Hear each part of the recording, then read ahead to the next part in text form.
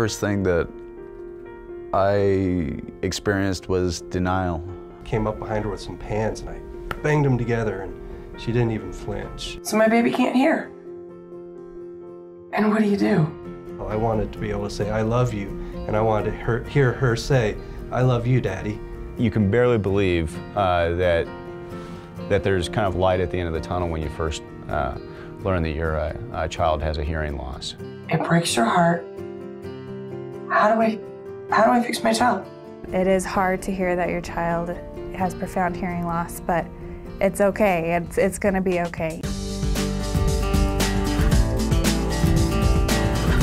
We live in a time that we have access to this incredible technology, and the technology is so good now. A cochlear implant is a surgical device to help people with a severe to profound hearing loss hear.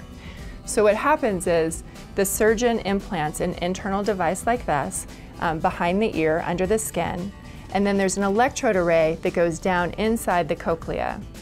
So on the outside, they wear a speech processor over their ear, and it attaches to a magnet inside their head. The sound is then transmitted from the external piece into the internal piece, and it electrically stimulates their auditory nerve and gives them access to sound.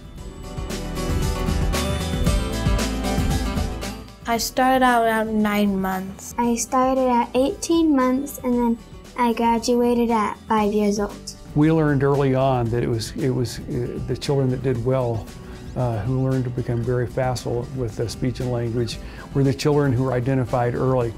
From 0 to 3 is the best time for language to begin to develop.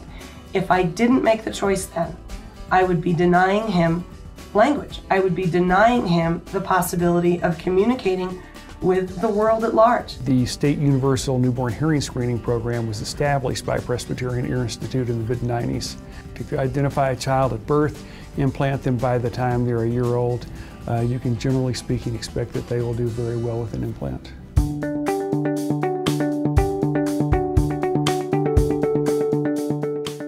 As a parent, I feel that my responsibility is to make choices for my child. Both my parents are actually hearing impaired. I'm considered what's known as a CODA, a child of a deaf adult. I made that choice and Chris made that choice because I feel like we really did have a true educated choice. I mean, I grew up in that world. I grew up seeing how hard it is to be deaf, how my parents were dependent on their children. Less than 1% of deaf and hard of hearing kids were going to college. And this is like 2002, 2003 when I'm doing the research. And that's what we had for New Mexico. That's unacceptable. A 1% chance that my child's gonna go to college? Not possible. 2/3 of deaf and hard of hearing kids or people, adults, rely on federal assistance because they're unemployed or underemployed for their entire life. We chose cochlear implants and oral language because it doesn't close the doors. It doesn't limit what Stephen can do. Oh, who's this? What are those, Ava? If it were me, I would want to be given all the options. And so I felt like as Ava's mother, I needed to provide her with everything I could. People said, oh, you can't do that. How could you make that choice for your child? Oh, that's wrong. And my response is, how could I not? Yeah, I consider myself really lucky that my parents decided to do this, and I'm sure they were under a lot of pressure back in the day. And I think my mom did tell me one time that she got scolded by another woman about how she didn't give me the choice of being able to decide if I wanted a cochlear implant or not. But you know, I'm like 3 or 4 years old, so I wouldn't have been old enough to make that decision. So by the time I am, it would have been too late for me to actually be able to start learning all that stuff, and it would have been so much harder. So I mean, it doesn't hurt to just go ahead and get into it. And if I don't like it, I can just take them off and be on my own. There is a plethora of information and research out there now that shows that cochlear implants do what the researchers and creators said that they would do. Children are being able to be mainstreamed early on in their educational path. If she wants to learn sign, and when she gets older, if she wants to be a part of the deaf world and the deaf culture, that's a choice that she can make. I want June to be able to go to a hearing school and have hearing friends, and but I also want June to understand, and she will know, that she's deaf.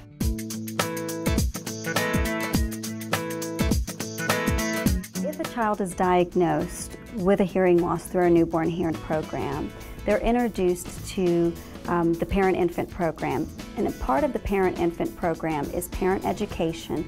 What is hearing loss? How does this affect my child? What will happen with my child? Will they ever be a child that can speak? Is sign language a better option for my child? PEI helps kids learn how to read. It taught me how to speak. You know, the cochlear implants are a tool, but it needs to be followed up with the education, or it's like giving you a computer and not telling you how to use it. At PEI, you have an audiologist on staff. You have speech pathologists on staff.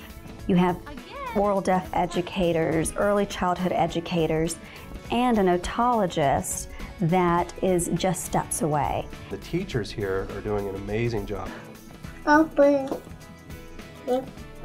Good job. They're taking care of our children and helping them. They're really, it's a holistic approach where they're teaching them through their daily activities in the classroom how to speak and how to listen and how to respond to environmental sounds. When I started teaching reading at Presbyterian Institute, that was when I was thoroughly convinced that this was a good approach. I had tried to teach reading and writing back at my first job in New York City. Teaching reading and writing here was a completely different experience, and the transition from spoken English to written English and reading written English was a very natural flow.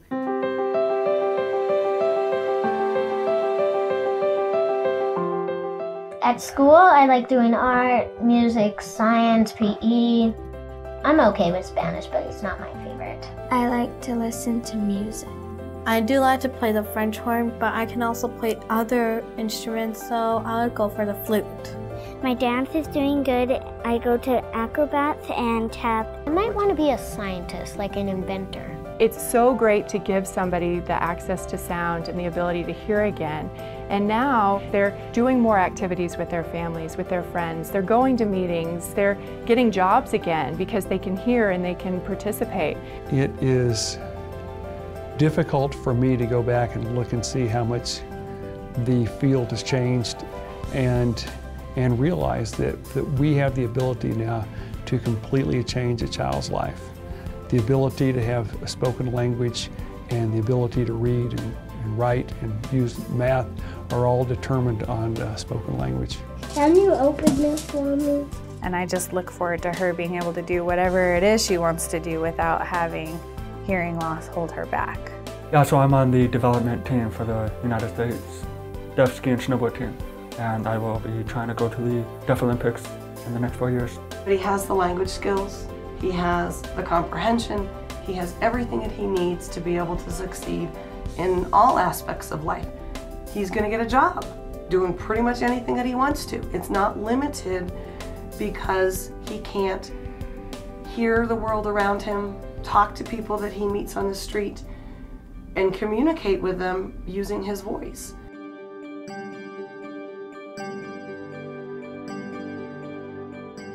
Truly, of all the things that I do in my career as an otologist, the cochlear implant is the one procedure that I consider to be a true miracle. It is a true life changer, both for adults and children. I was deaf for 35 years. I had never heard any of my 11 grandchildren. The silence was just devastating for me. Dr. Horn saw me and he said I was a candidate. We walked into the testing room and there were 17 members of my family there, and everyone had a cell phone to their ear. And the first sounds I heard in 30 years were 3 little beeps. And after testing, I turned to my daughter, Beverly, and I asked, say something, Bev, I could hear. And she said, I love you, Dad, and tears were coming down on her face. And then I asked my son, Jim, the same thing, and he says, I love you, Dad. And I said, if this keeps up, we're going to be swept out of the room. When I see an adult at the initial stimulation, you know, there are times where I cry with the adults because they're so excited that they can hear again. When I got home, I began hearing sounds that I never heard before. Instead of buzzes on the timer, it was a tone sound. And the telephone, when I pressed the numbers on the telephone, it was a tone sound. And it was, I heard the grandfather clock clicking, ticking, and the chimes were beautiful, but the garbage disposal was like a 747 in my driveway.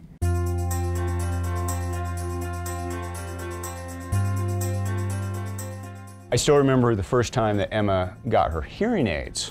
And I still remember we walked around the block outside of a PEI, and I was holding her hand, and she could hear like the cars going by and the horns and all those type of things. And I just remember you looking around at everything, trying to figure out what was going on. And that was really remarkable to me. One of the things that we have observed is just this explosion in language, and not just receptive language, but her spoken language is amazing. Okay, we'll drop the green ball in the bag. You know, I can remember thinking to myself, am I ever going to hear her speak? Sorry. Am I, you know, is she ever going to say anything to me? And she doesn't stop talking now. And I will never tell her to stop speaking, because it's a beautiful thing to hear her speak. And she's doing better than I could have ever imagined. No. Okay. Oh. She has come leaps and bounds since she's been attending the school here and seeing the speech therapist here, and she's just, I mean, now we can't get her to stop talking. And then they turned him on. He heard a sound, he stopped. And he looked around. And that was the first time that he heard. I was so thankful my parents were home.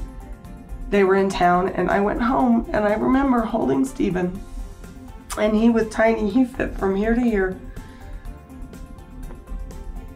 And I held him, and my mom hugged me, and I cried in her arms, and I said, he'll be able to hear that I love him. PEI has been so fantastic for us. I mean, they've been welcoming, they've been soothing, they've been reassuring, they've been supportive through the entire process. Hand. That's right, Caleb. It was like wanting a glass of water and finding myself in the pool. There's a great support system within PEI if you want your child to hear. And it was one of the most emotional things ever. It was hard, it was crazy, it was wonderful, and it was absolutely the right choice.